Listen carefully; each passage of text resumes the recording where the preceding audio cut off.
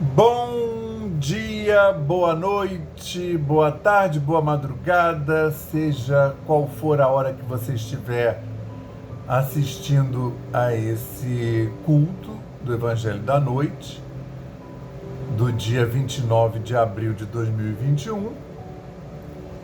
Então, você seja bem-vindo, meu amigo, minha amiga.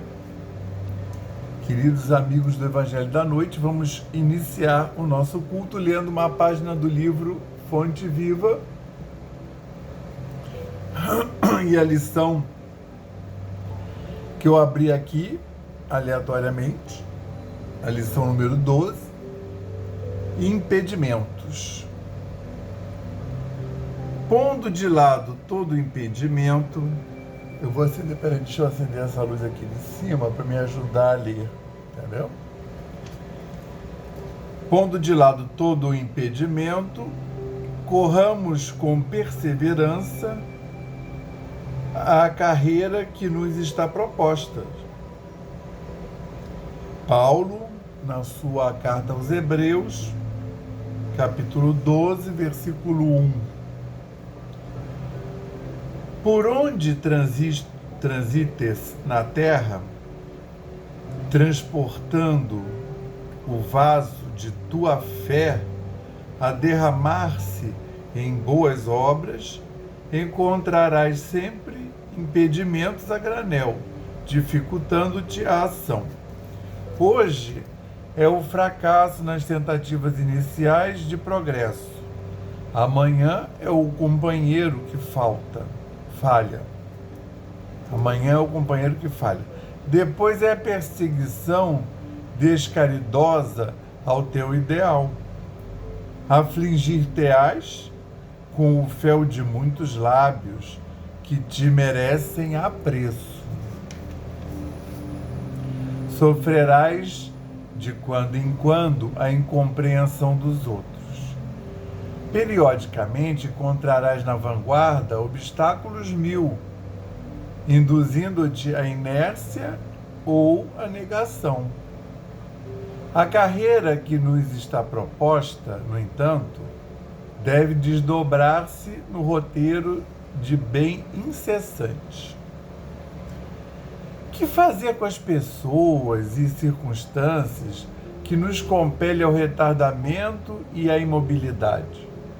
O apóstolo dos gentios responde categórico, pondo de lado todo impedimento. Colocar a dificuldade à margem, porém, não é desprezar as opiniões alheias, quando respeitáveis, ou fugir à luta vulgar.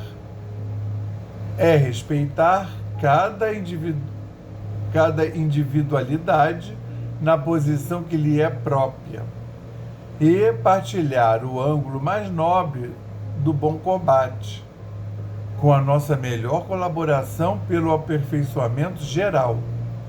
E, por dentro, na intimidade do coração, prosseguir com Jesus, hoje, amanhã e sempre, agindo e servindo, aprendendo e amando, até que a luz divina brilhe em nossa consciência, tanto quanto inconscientemente já nos achamos dentro dela, graças a Deus. Bonita lição 12 do Fonte Viva. Vou botar aqui marcar. Ai, graças a Deus, graças ao Espírito Santo de Deus, graças ao Cristo de Deus. Graças ao nosso patrono São Francisco de Assis, a egrégora da Aliança da Fraternidade e do Evangelho da Noite. Graças ainda aos nossos guias e protetores espirituais individuais de cada um e de nossas famílias também. Que durante esses próximos minutos que passaremos juntos, possamos estar em contato com as faixas de vibração mais superiores, que nós possamos receber a visita da equipe do Evangelho da Noite em nosso lar, para realizar as retificações e reharmonizações que se fizerem necessárias, não só no nosso lar físico, espiritual, como também nos nossos corpos, nossos tempos de existência. Jesus abençoa essa hora que passaremos juntos. Agradecemos a semana que recebemos anterior e agradecemos por estarmos aqui hoje a teus pés, pedindo a permissão para dar por iniciado o Evangelho da noite de hoje, do dia 29 de abril de 2021.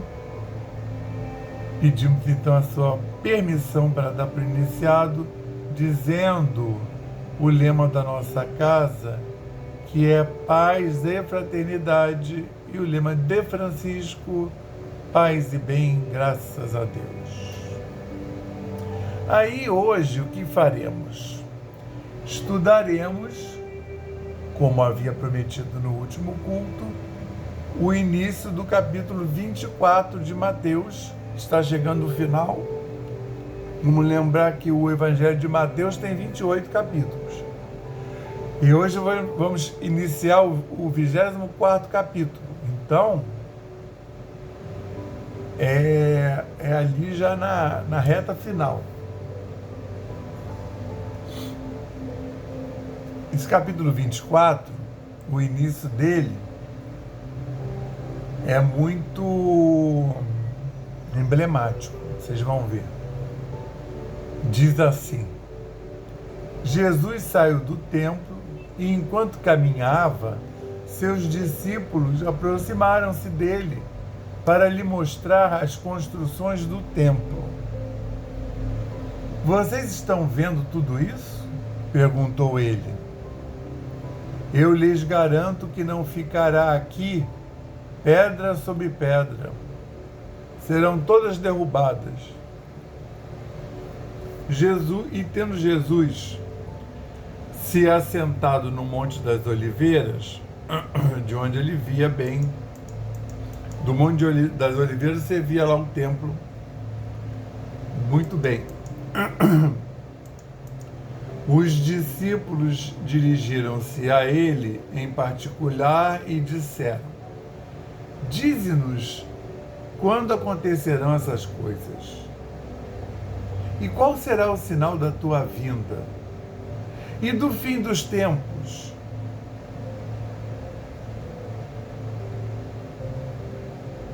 Jesus respondeu: cuidado, que ninguém os engane, pois muitos virão em meu nome, dizendo: eu sou Cristo, e enganarão a muitos.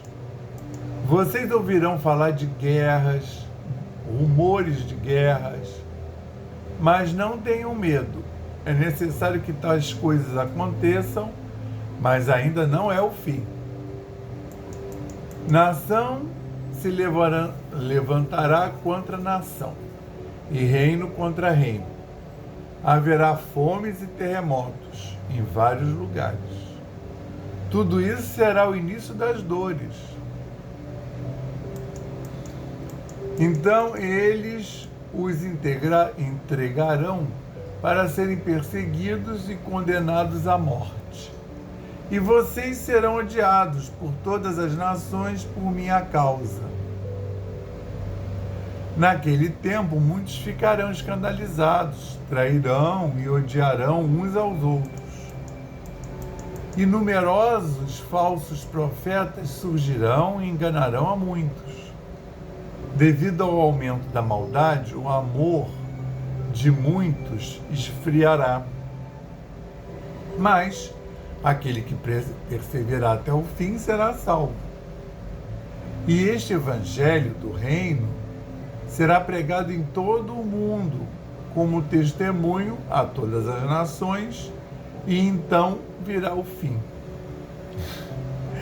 Não é uma coisa assim muito, né? Vamos dizer,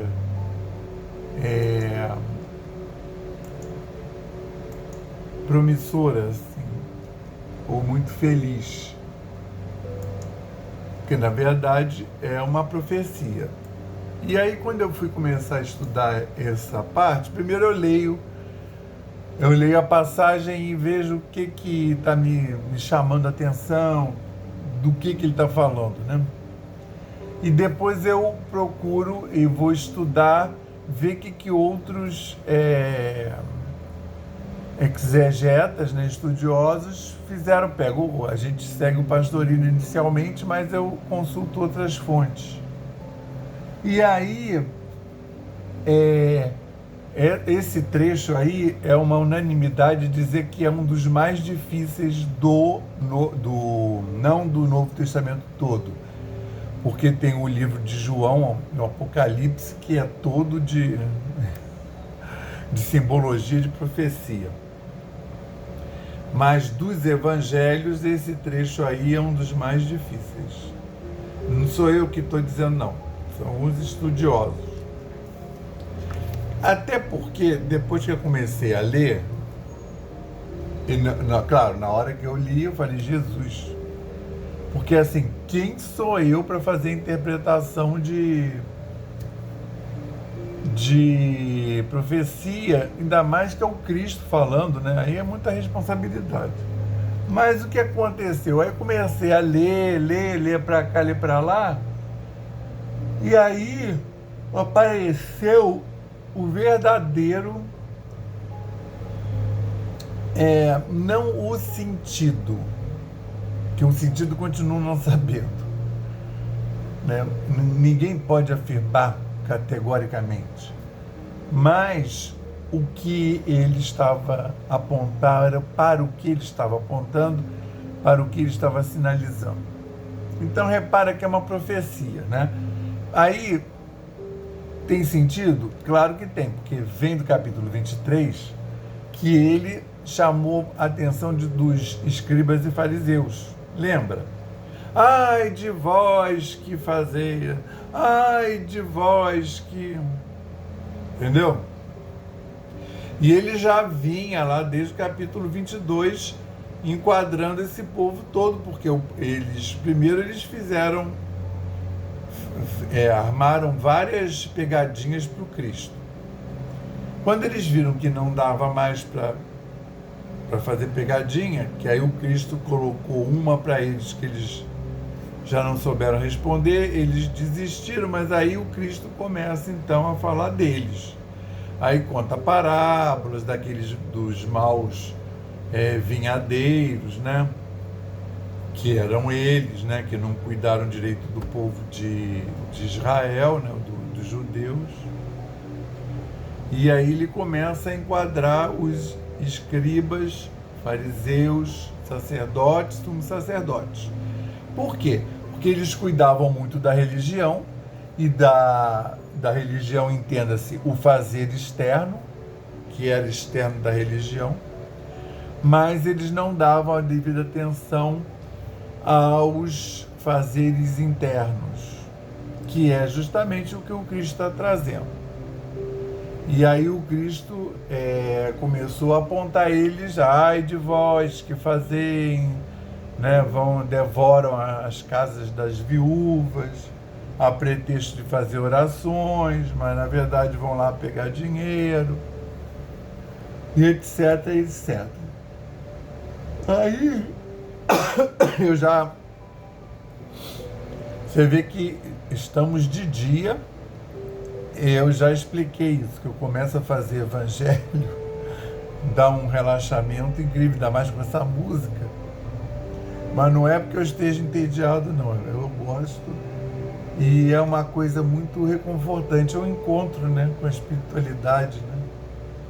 Acho que vem aquele passe. E aqui, a gente lendo, eu li agora para vocês devem ter ficado até horrorizados, porque é tanta desgraça, né? E é um monobloco, são os primeiros 14, eu acho que eu não falei. A gente está apreciando Mateus, o início do capítulo 24, mas eu não falei, é o versículo 1 a 14. E isso parece um bloco. E quando eles ouviram isso, eles não perceberam e realmente eu também quando li não percebi, que na verdade ele está falando de três coisas distintas que na realidade duas estão juntas. Que parece que ele está falando de uma coisa só. Tanto é que quando eles perguntam, né, dize-nos quando acontecerão essas coisas. Primeira pergunta. Qual será o sinal da tua vinda e do fim dos tempos? Eles fazem três perguntas. Está no versículo 3. Dize-nos quando acontecerão essas coisas. Qual será o sinal da tua vinda e o fim dos tempos? Eles fazem essas três perguntas como se as três coisas fossem uma só. E aí que começa a confusão. Então eu notei, lendo os outros que estudaram isso, que na verdade, se você separar isso daí, já não fica tão terrível, tá? Quer ver? Deixa eu andar aqui com o meu cursor, sumiu.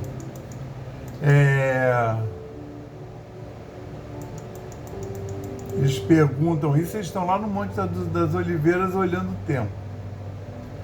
Aí o Cristo começa a responder falando assim: cuidado, que ninguém os engane, pois muitos virão em meu nome dizendo, eu sou o Cristo, e enganarão muitos.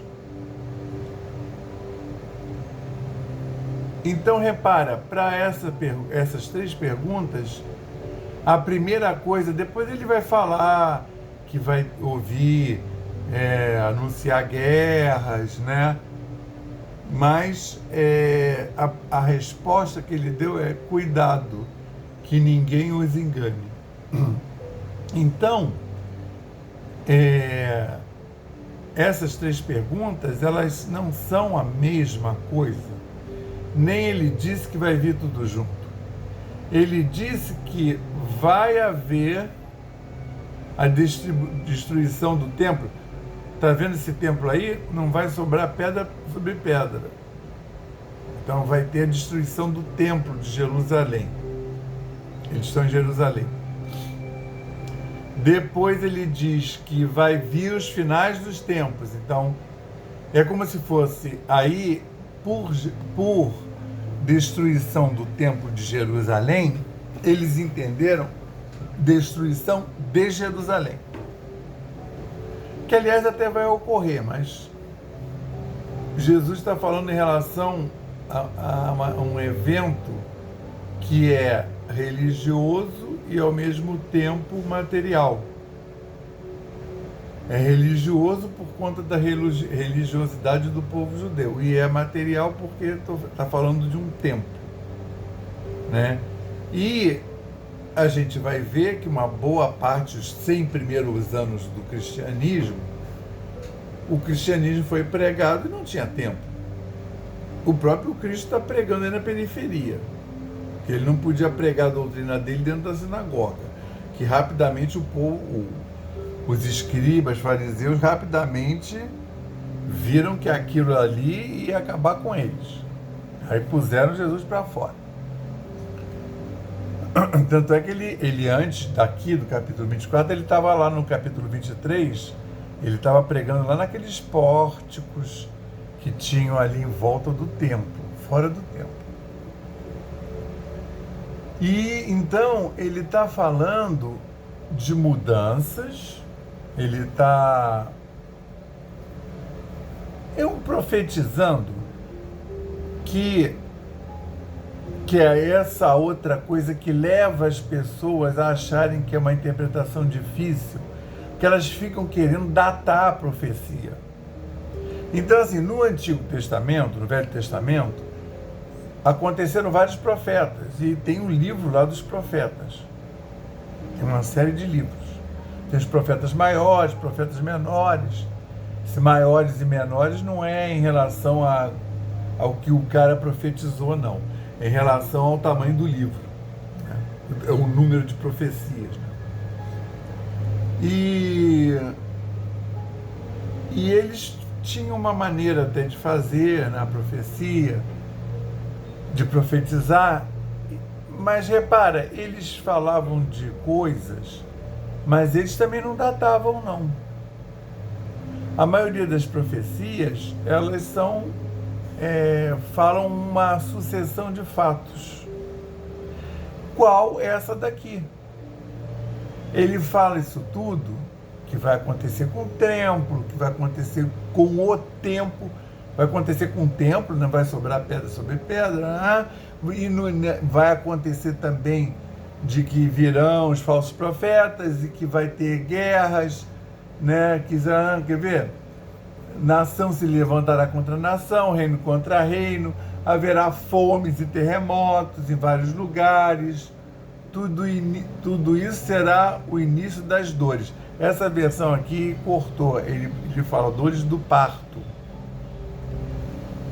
Você vê, eu acho fundamental botar dores do parto, porque no sentido, você vê, sinaliza um renascimento, um nascimento, que é o que acontece quando você fala de final dos tempos. Então, quando eles perguntam quando, claro, né, o homem é ansioso. Até hoje, se eu ver alguém aqui profetizar, vai perguntar a mesma coisa, né?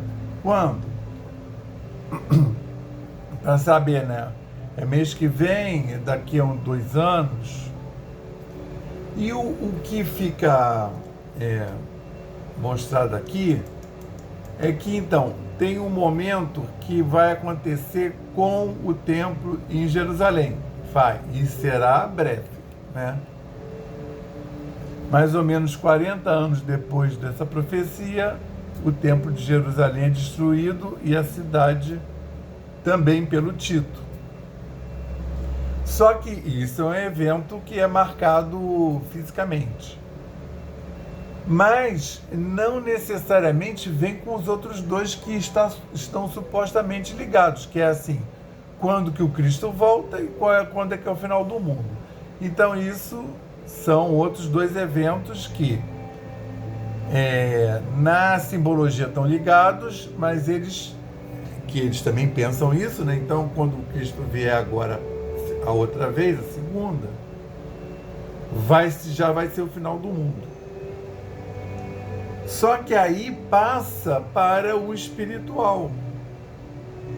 Então assim, e agora nós, e em sendo espíritas, facilita muito, né? Como ele mesmo vai dizer, né? Eu não virei, ei-lo aqui, eu sou o Cristo, e enganarão muitos. Quer ver? Levantará. Aí eles vão falar assim, e numerosos falsos profetas surgirão e enganarão a muitos, né? E aí quando você ouvir, olha o Cristo ali, olha o Cristo lá, não vai, porque é mentira, né? Eu não virei dessa maneira, né? Quando direi, ei-lo aqui, ei-lo ali, não acredita, porque eu não vou voltar desta maneira. Está dito.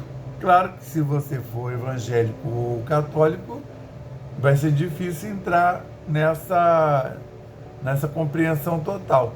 Mas em sendo espírita, né, acreditando na reencarnação e na progressão da alma, do espírito, da evolução do espírito, a gente tem mais recursos para entender que essa segunda vinda do Cristo, ela não vai ser externa.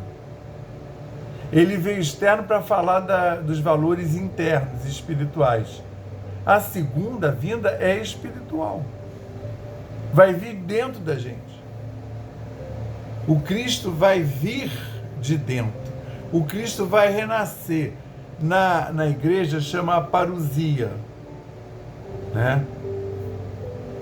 É parousia porque não é parúzia, porque não tem acento, é parousia. Então a parousia é a segunda vinda do Cristo. Só que ele não vai vir mais como ele veio da outra vez, fisicamente, que você vai poder, porque não tem mais essa necessidade. O Cristo já está dentro de nós. Então, a gente, né, nós espíritas, sabemos que nós vamos ter essa vinda do Cristo a partir do nosso interior, que é o nosso Cristo interno florescendo e indo encontrar o Cristo cósmico universal. Na verdade, é uma fusão, uma sintonia, né? E os dois sendo unos, que aí é a iluminação do ser. Então a gente tem a destruição de Jerusalém, parcialmente do templo, vai ocorrer? Vai, que vai ser uma marcação para o povo judeu e mostrando que a verdadeira religião não está em coisas materiais e nem é professada necessariamente em templos. Tanto é que eles não vão ter terra, não vão ter país até o século XX. E, no entanto, vai continuar existindo judaísmo, eles vão continuar tendo religião, vão continuar mantendo a religião deles. A segunda vinda do Cristo, aí que eles ficavam nessa ansiedade, porque como o Cristo tinha vindo recentemente, né? Quer dizer, aqui em Mateus é ele falando, né? Mas aí depois que ele morrer, porque estamos no capítulo 24, até o 28 ele vai morrer porque acaba o Evangelho de Mateus. E aí depois vai vir o relato de Atos dos Apóstolos, e lá em Atos dos Apóstolos, o Cristo tinha morrido há pouco tempo. E eles vão achar que ele está sempre por vir, que ele vai voltar mesmo. Assim, né, encarnando de novo, como foi da primeira vez. Então eles ficam lá como se isso fosse acontecer amanhã. Então, por exemplo, a destruição de Jerusalém vai acontecer no ano 70, né? Depois de Cristo. A vinda do Cristo, a segunda, a parousia, ele vai vir individualmente para cada um. Cada um vai ter esse momento de fusão, de afloramento do Cristo interno e de fusão com o Cristo cósmico universal. Cada um vai ter no seu momento, porque aí é um momento de evolução de cada um. Daí você não ter como se preparar. Ou melhor dizendo, você tem que estar sempre preparado. Então é isso que ele está, quando ele fala, quer dizer, eu acho que ele vai falar na continuação,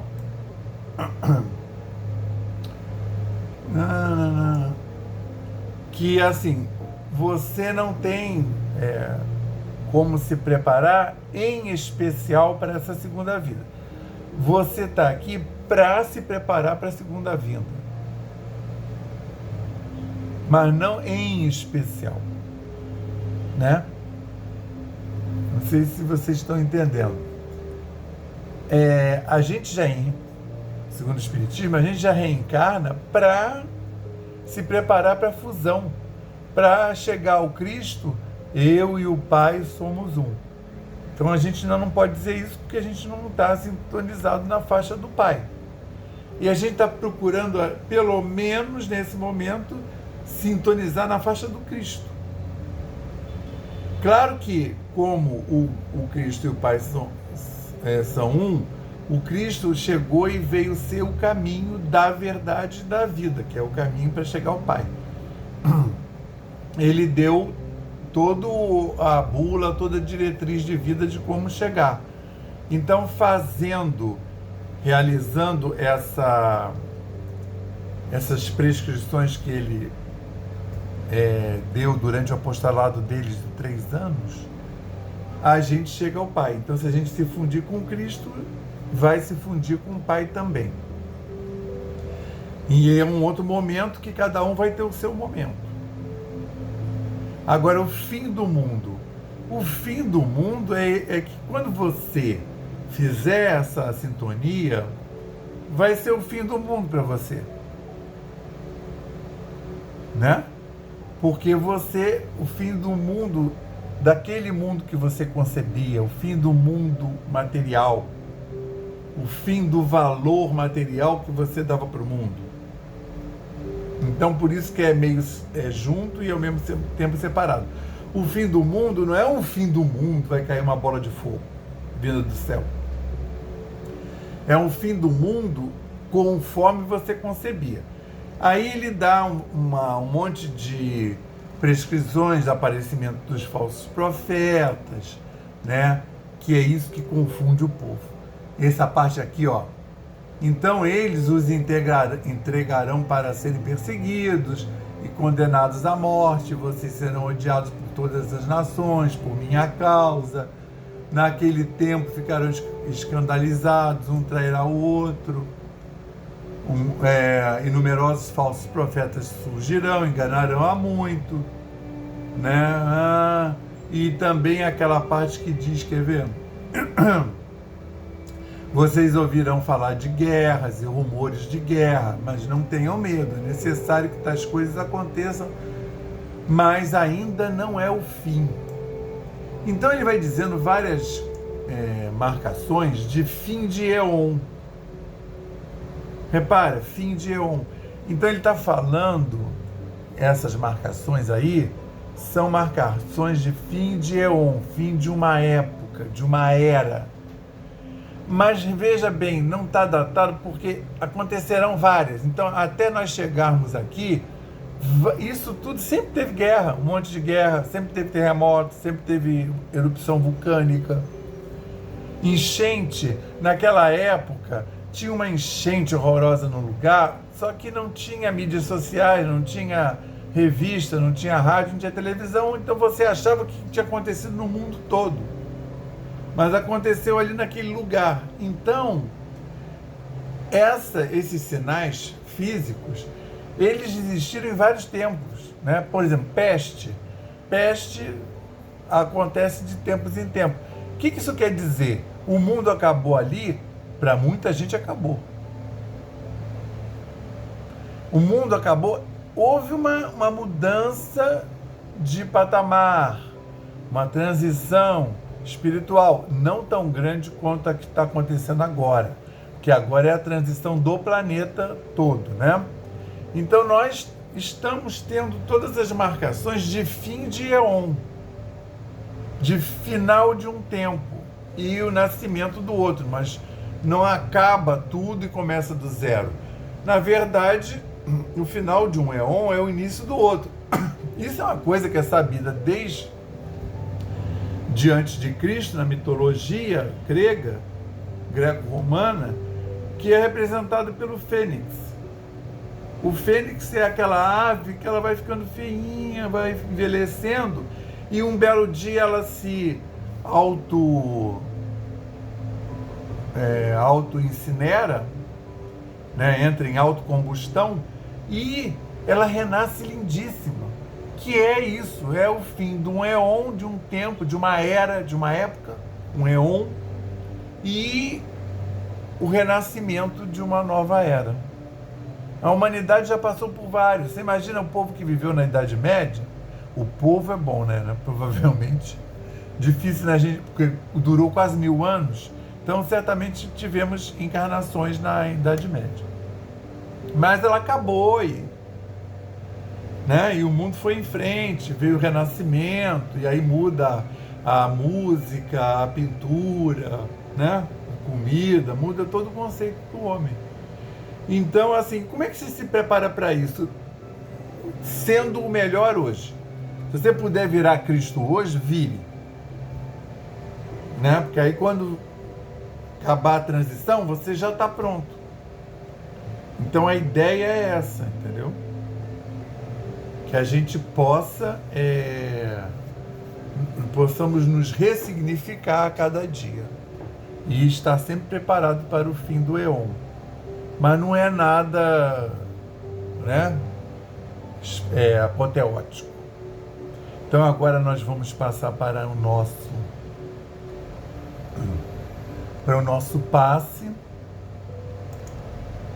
que vai ser, nós vamos receber das mãos dos nossos queridos mentores espirituais, dos nossos anjos da guarda. Então a gente vai ficar quietinho, mentalizando aqui esses mantras que eu vou ler. Elevemos, graças a Deus, elevemos mais uma vez os nossos pensamentos ao Pai e confiemos. Nós pedimos ao Cristo para que possam os nossos amigos espirituais, juntamente com os protetores de cada um aqui presente, realizar através deste passe fluídico terápico o tratamento particularizado de acordo com as necessidades que cada um apresenta. Que seja suavemente depositado em nosso corpo fluídico, mental e físico o remédio advindo das camadas superiores da vida, tão bem preparados por corações amorosos para nos atender. Rogamos ainda que os benefícios deste passe se estendam aos nossos lares, envolvendo de forma carinhosa nossos familiares, parentes e amigos, proporcionando-lhes igualmente tratamento eficaz. Intimamente pedimos forças para desenvolver em nós coragem, discernimento, paciência e bom ânimo em nossa lida diária, nos colocando agora na posição de receptores abertos à boa influência do alto, alentando a nossa consciência de que somos seres oriundos e viventes no universo de Deus.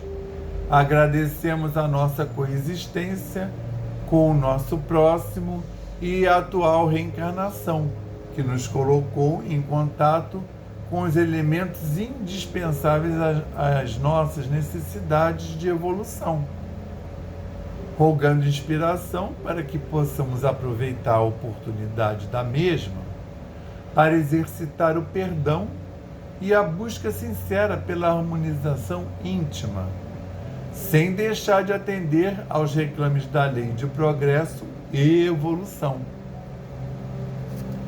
Finalmente, pedimos equilíbrio moral e emocional, inspiração nos padrões do Evangelho, para que possamos solucionar com os nossos esforços os problemas que nos envolvem.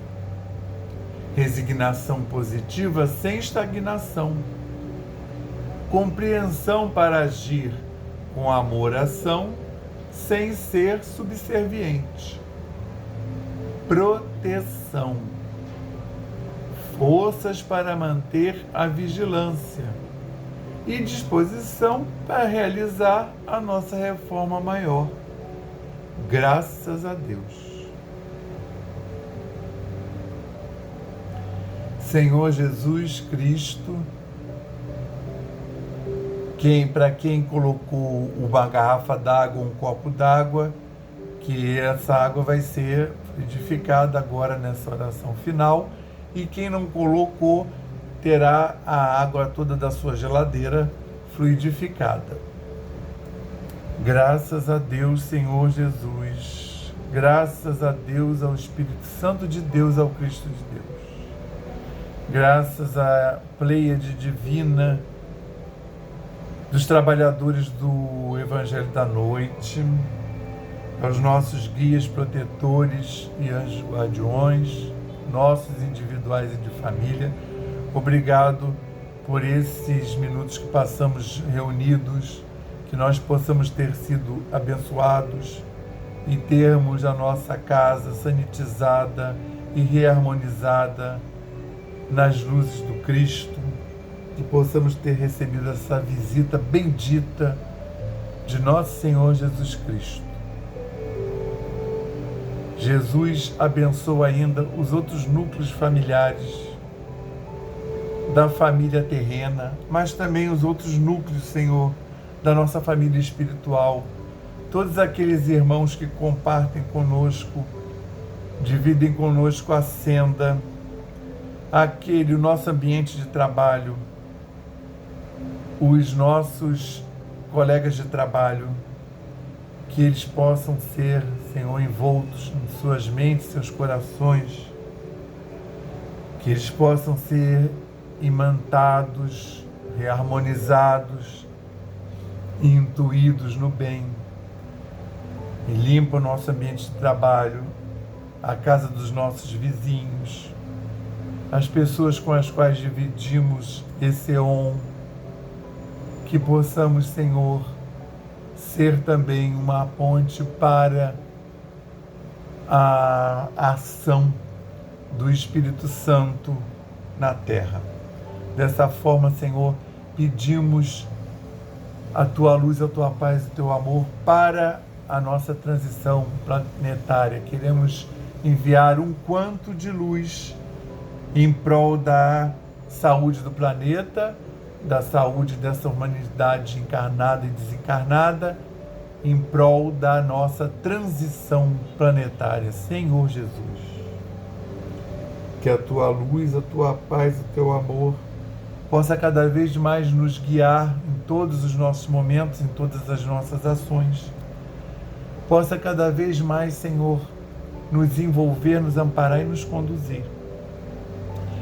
Dá-nos uma boa semana, Senhor Jesus, que nós possamos estar sempre divinamente inspirados pela Tua luz e que nós, Senhor, possamos ser esse ponto de apoio do Seu fazer na transição planetária desse orbe terrestre. Que possamos ser o veículo da Sua energia na Terra, Senhor. Que possamos estar cada vez mais prontos e dispostos a sermos o Espírito Santo na Terra. Abençoa a nossa semana, abençoa a todos nós, agradeço a toda essa espiritualidade que nos envolve e pedimos a permissão para dar por encerrado o culto do Evangelho da noite de hoje, dizendo o lema da nossa casa, paz e fraternidade, e o lema de Francisco, paz e bem, graças a Deus.